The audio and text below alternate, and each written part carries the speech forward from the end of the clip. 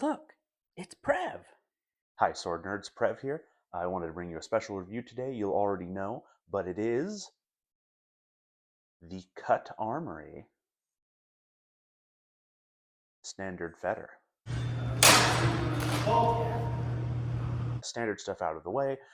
The statistics are as follows: 1,495 grams, or 3.3 pounds, 135 centimeters, or 53.15 inches, 10.3 kilos, or 22.6 pounds, to flex using the Franklin method, and a point of balance that is 7 centimeters from the crossguard, or 2 3/4, 3 inches. You know, right?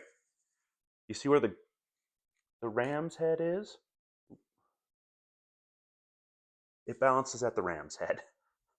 So just in front of the shilt there. Quickly, we'll talk about the sort of design specs, what I think this fetter is hoping to achieve, and whether or not it does that. So going through the design really briefly, you won't be able to see it here because I've got a great big wad of thermoplastic on the tip, but it ships with a spatulated tip.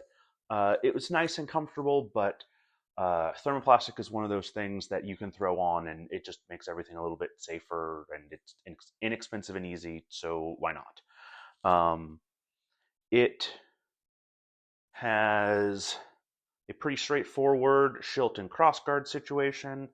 Anyone who has seen Shablowski's will be familiar with this sort of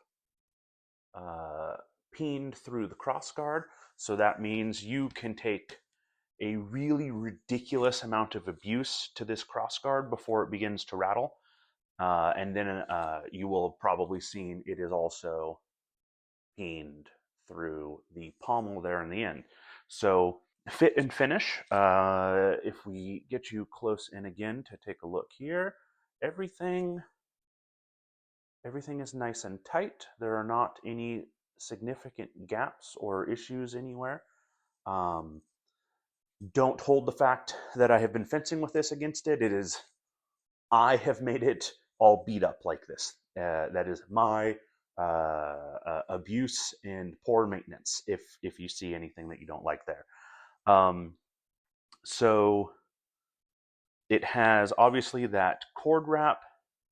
I have repaired the cord wrap a little bit. It's gotten chewed up, but again, if you've been longsword fencing for long, you expect the cord to get chewed up, so that's fine. Some things about the fit and finish that I don't love. Honestly, there's only really one thing. If it were up to me, this cord would be a much thinner diameter, and it would be of a much tougher variety. I've got some other cord wrapped hilts, and they have lasted a little bit longer, but as things go, that's a very minor grievance. I know most serious fencers will rewrap or wrap over with hockey tape or baseball tape or something like that anyway. So I consider that to be a pretty minor problem, and I've been able to keep it going along with just the odd little bit of glue there to prevent it from fraying away too bad. I should mention when I got this, right? So the level of damage and destruction that you see that has been wrought here, which is nearly none, has happened since I purchased this in, I believe I took delivery in the beginning of April of 2025. So it is currently January 1st, 2026. Happy New Year. So what's that mean? 8 months that I've had this. I have fenced with it at least once a week, usually more like twice a week in that time span. So I have put it through its paces. It's currently my go-to. I've got a tournament coming up at the end of January. and it is my everyday training sword. In terms of the handling and how it behaves, this gives you a very similar handling characteristic to something like a Siggy Concept or a Siggy Standard. If you're used to those, then you'll know that a long fetter with a spatulated tip can, especially if it's nicely flexible, can feel a little wobbly if your edges are misaligned, but so long as your cuts are well aligned, then it doesn't become noticeable. You should see footage here of me and a sparring partner full sending in our training, and he walked away with no injuries. The sword bent an absolutely preposterous amount in that action and flexed back to essentially completely arrow straight with no really perceptible set or anything to it. So its handling characteristics, I think, are spectacular. Something that gets left out of a lot of reviews, but I think is worth talking about, particularly in cases where you don't have a normal retail sort of process to go through, is the purchasing process. So in HEMA, if you've bought very many things, you will not be totally new to this. You'll have maybe ordered something through Superior Fencing, and you'll have got that email back and forth with Farhan and things like that. Or sometimes it is easier to get to HF Armories through their Facebook account than it is their website. So it's not that strange, but so the guy who runs Kut Armoury is a friend of mine. His name is Karem. He's out of Turkey, and he does not have a storefront set up yet. It is something that he's in the process of, but he's not a computer guy, and frankly, he's more focused on making swords for people, which I understand. So that being said, the process is you jump on his Instagram, shoot him a DM. He will respond to you usually within a day or two, and then you can place your orders with him for anything cool that you saw. From there, he will usually ship it directly to you, depending on where you are in the world. The US is the real big exception because such a high volume of his orders come over here. He tends to batch ship them to a colleague in the States, and then that colleague forwards them on to their final destination. It just winds up saving everyone a ton of hassle and a ton of money shipping internationally into the US. So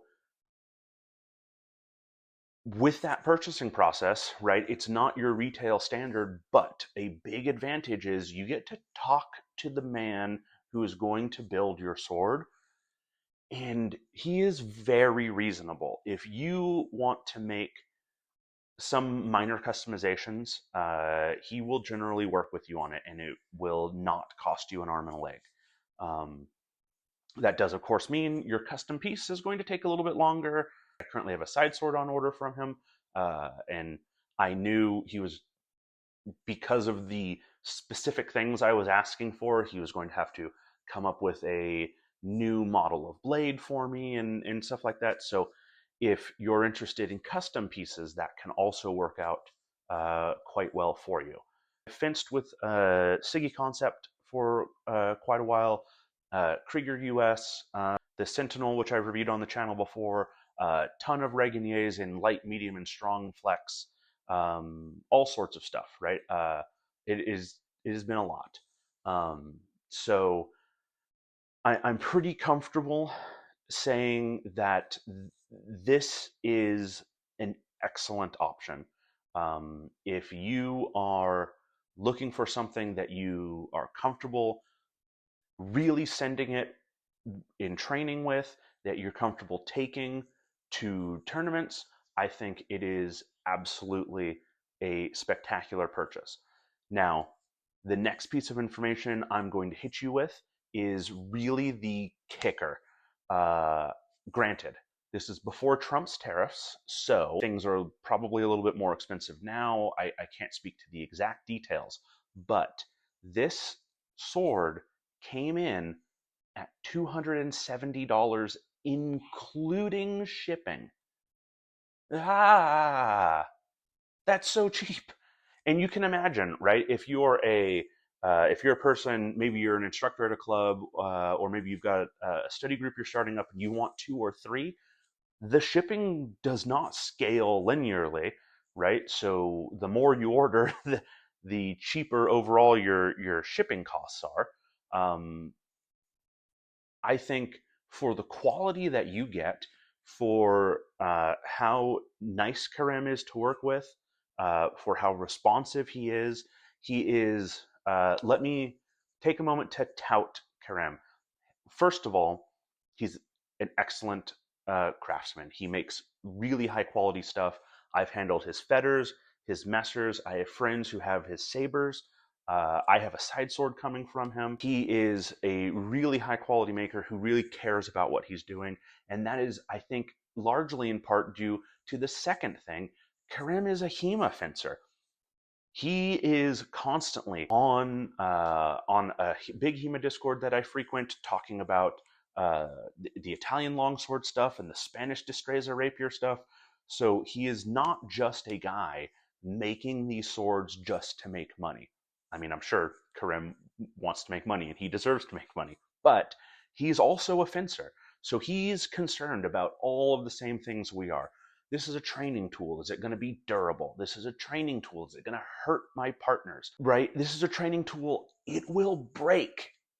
It shouldn't be so expensive that I cry when my sword breaks. He is a martial artist and he's concerned about making sure that athletes in contact sports stay healthy for as long as possible. I can't say enough good about Karem, my interactions with him, the quality of the stuff of his that I own and have handled. I like lots of other swords, but so long as Karem is in business, I don't think I will ever buy anything that he has as an option from anybody else.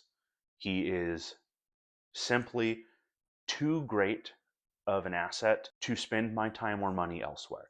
I don't want to make that sound like I think other makers are bad or terrible or evil corporate people. No one is making HEMA swords to take over the world, right? There's no one who's doing that in our hobby.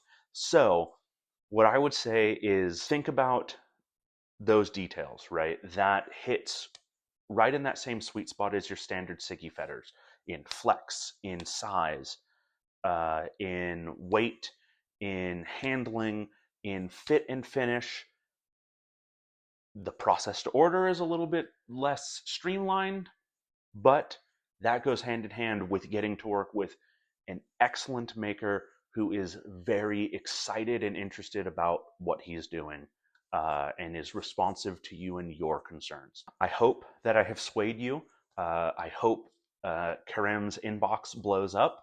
I hope that there's not some onrush that causes him tons of stress. I really think that there is not a better option on the market in terms of quality, and that's before I consider the price. When you add the price in, there is nothing that comes close, in my opinion. There are lots of very nice swords out there that I have handled, but this is half the price of most other comparably performing swords on the market. Now that I've lavished Karem with all of these praises, and I've lavished his work with all of these praises, if you guys have further questions, please send a comment.